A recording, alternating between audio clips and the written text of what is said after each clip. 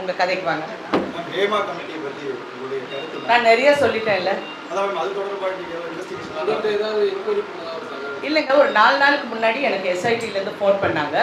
Phone பண்ணி நான் first அவங்கக்கிட்ட வந்து என் பாராட்டுகளை சொன்னேன். பரவாயில்ல, இவ்வளோ சீக்கிரமாக நீங்கள் வந்து ஒர்க் பண்ணுறீங்கன்னு சொன்னேன். அப்போ இந்த விஷயமா கேட்டாங்க. ஆமாம் நடந்ததுன்னு சொன்னேன். பட் நான் கம்ப்ளைண்ட் கொடுக்கல. There's no complaint. ஸோ என்னை இன்வெஸ்டிகேட் அவங்க பண்ணுறதுக்கு எதுவும் கிடையாது. நான் கம்ப்ளைண்ட் கொடுத்தா என்னை இன்வெஸ்டிகேட் பண்ணலாம். கம்ப்ளைண்ட் கொடுக்கல. They just wanted a clarification, இது நடந்ததான்னு. That's all. கண்டிப்பாக நான் அது எப்படி சொல்லிட்டேன். கமிட்டினா வந்து நீங்கள் வந்து நான் ஒன்று சொல்ல விரும்புகிறேன். ஏன்னா நீங்கள் ப்ரெஸ் எல்லாருமே இருக்கிறதுனால, கமிட்டின்னா என்ன இவ்வளோ அக்கிரமம் நடக்குதா தமிழில்? அப்படியெல்லாம் கிடையாது. தமிழில் அந்த அளவுக்கு நிறைய குறைஞ்சி போச்சு. ஏன்னா படித்தவங்க வந்திருக்காங்க. அவங்கவுங்க வந்து அவங்க பிஹேவியர் மாறி போச்சு, அவங்களுடைய ஆட்டிடியூட் மாறி போச்சு. எல்லாமே தே வெரி வெரி என்ன சொல்கிறது, ரொம்ப கான்ஃபிடென்ட்டாக இருக்காங்க, ரொம்ப ஸ்மார்ட்டாக இருக்காங்க. எல்லோரும் அந்த மாதிரி இருக்காங்க. ஸோ எங்கேயோ ஒரு இடத்துல நான் நினைக்கிறேன், 2வது தரத்தில் இருக்கிற கேரக்டர் ஆர்டிஸ்ட்டோ இல்லை ஏதாவது ஒரு கதாபாத்திரம் எங்கேயோ ஒரு இடத்துல தவறு நடக்கிறதுக்கு வாய்ப்புகள் இருக்குது. நான் சொல்கிறது ஒரே ஒரு விஷயம். நான் ஏன் இதை பற்றி பேசுகிறேன்னா, இன்றைக்கி ஏன் பேசுனேன்னா, ஏன் அதுக்கு முன்னாடி சொன்னேன், அந்த இடத்துல நான் என்ன பண்ணுமோ நான் பண்ணிட்டேன். என்னை மோகன்லால் சாரே கேட்டார், ஐயோ இது என் செட்டில் நடந்தேன் சார், நான் பேர் சொல்ல விரும்பலை, இது நீங்களோ வேறு யாரோங்கிறது நான் சொல்கிறேன். ஆனால் பெரிய ஆளுங்கள் யாரும் அந்த செட்டில் இல்லை. நான் நடந்து போகும்போது பார்க்குறது, நான் பார்த்தோன்னே I knew it was a wrong video.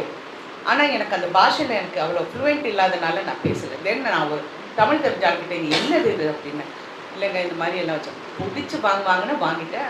I told them deleted. But delete பண்ண சொன்னாலும் எவனோ ஒரு காப்பி அனுப்பிச்சிருப்பான், ஃபார்வர்டு இருக்கும்.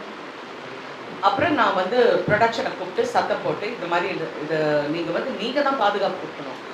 இதெல்லாம் கேரவன்ஸ் வந்து ஹீரோவோட கண்ட்ரோல் கிடையாது. இல்லைன்னா சும்மா அவர் மேலே போடணும் இவர் மேலே போடணும், இங்கே சென்சேஷனலைஸ் பண்ணுறதுக்காக இல்லை. ஹேமா கமிட்டியில் இந்த மாதிரி எல்லாம் பாதுகாப்பு வேண்டும் அப்படின்னு அங்கே சொல்லியிருக்காங்க. இந்த மாதிரி ஃபெயிலிங்ஸ் இருக்குது, அதை கரெக்ட் பண்ணுறதுக்கு இதுவும் ஒரு இடம். இந்த இடத்தையும் நீங்கள் கரெக்ட் பண்ணுங்கிறதுக்காக தான் நான் இந்த விஷயத்தையே பேசுகிறேன். அண்ட் என் லைஃப்பில் இது வரைக்கும் எந்த பிரச்சனை வந்தாலும் நான் ஃபேஸ் பண்ணியிருக்கேன். நான் தனியாக தான் ஃபேஸ் பண்ணியிருக்கேன். பெரிய சண்டை நடக்கும், அங்கே ஹீரோவும் இருப்பாங்க.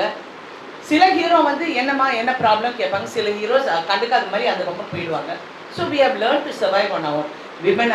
நாங்கள் பெண்கள் வந்து பிறவிலே ரொம்ப ஸ்ட்ராங் ஆனவங்க. எங்களுக்கு எல்லாமே நம்மளால் செய்ய முடியும். ஆனால் எங்கேயோ ஒரு மார்க்கெட்டிங் ஸ்ட்ராட்டஜியில் எங்களை பின்னாடி தள்ளிட்டாங்க. இன்ன வரைக்கும் நாங்கள் வந்து அதை போராடிக்கிட்டே இருக்கோம். That's it.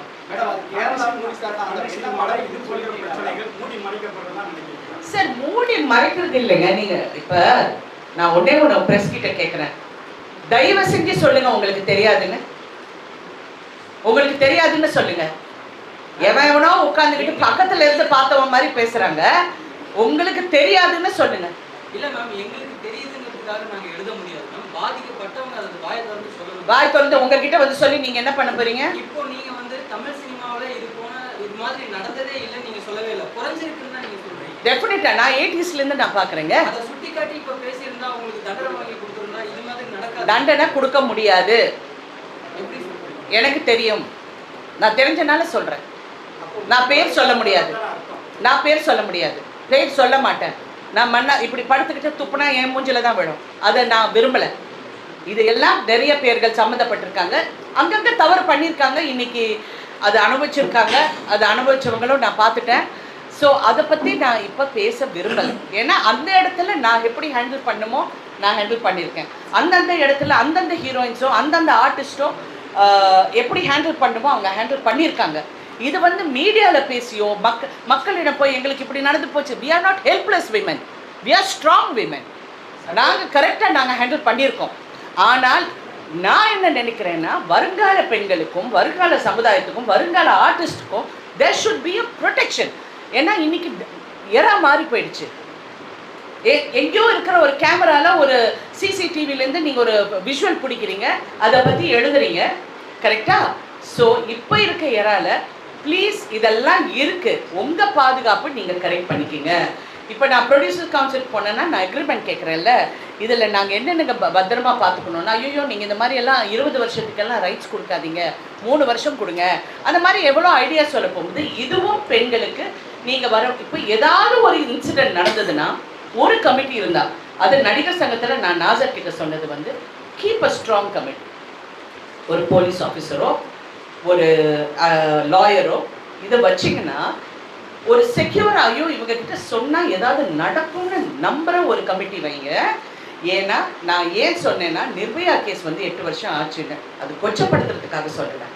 நிர்பயா கேஸ் வந்து அந்த லென்த் வரப்போகும்போது, அவ்வளோ வருஷம் வரப்போகுது, நமக்கே பெண்களாக என்ன நாங்கள் என்ன நினைக்கிறோம், ஐயோ யாருக்குமே அது ஒரு என்கரேஜிங்காகவே இல்லை.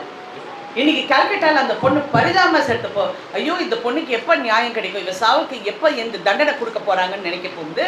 இன்று பிரதமர் மோடிஜி அவர்கள் என்ன சொல்லியிருக்காங்கன்னா, இந்த மாதிரி தவறுகள் பெண்களுக்கோ குழந்தைங்களுக்கோ நடந்தால் you have to fast track it, சீக்கிரமாக முடிக்கிறதுக்கு நீங்கள் வலியுறுத்துங்கன்னு சொல்லியிருக்காரு. ஒரு பிரைம் மினிஸ்டர் சொல்ல போகும்போது எங்களுக்கு மனசு திருப்தியாக இருக்கு. ஓஹோ இது மாறணும், மாறுறதுக்காக தான் நான் குரல் கொடுத்தேன்.